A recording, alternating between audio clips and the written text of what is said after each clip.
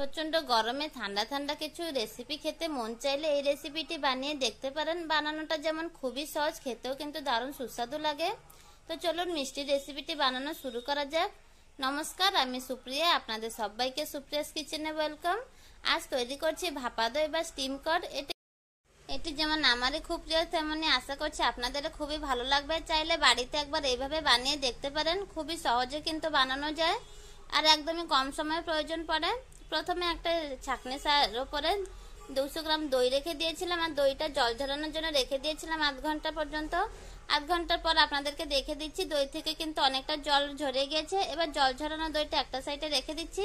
এবার আরেকটি mixing bowl নিয়ে নিয়েছি, তার মধ্যে জল ঝরানো দইগুলো নিয়ে নিচ্ছি। জল ঝরানো দই নিয়ে নিয়েছি। এবারে আমি এখানে গুঁড়ো চিনি দিচ্ছি।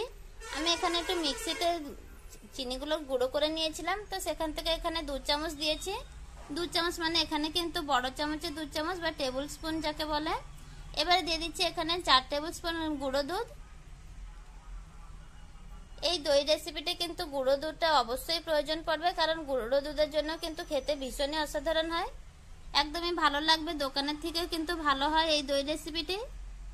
তো দেখুন আমি এখানে ফাস্ট ফরওয়ার্ডে ভালো করে মিশিয়ে নিচ্ছি, ভিডিওটি যাতে বেশি লম্বা না হয়। এভাবে খুব ভালো করে মিশিয়ে নিয়ে নিচ্ছি একটা হ্যান্ড উইস্কের সাহায্যে। এবার একটা সাইডে রেখে দিচ্ছি। তারপর আমি এখানে একটা মাটির পাত্র নিয়েছি, চাইলে কিন্তু আপনারা এখানে স্টিলের পাত্রও ইউজ করতে পারেন। মাটির পাত্রের মধ্যে সব দইগুলো নিয়ে নিচ্ছি এবং একটা চামচের সাহায্যে ভালো করে প্রেস করে নিচ্ছি। এভাবে প্রেস করে নিয়ে ভালো করে রেখে দিলে কিন্তু আমাদের স্টিম করা দইটা একদমই ভালো করে সেট হয়ে যাবে আর দেখতেও ভালো লাগবে, খেতেও কিন্তু ভীষণই ভালো হবে। যখন আমরা স্টিম করব তো কোনো দিক থেকে একটু কাঁচা রয়ে যাবে না।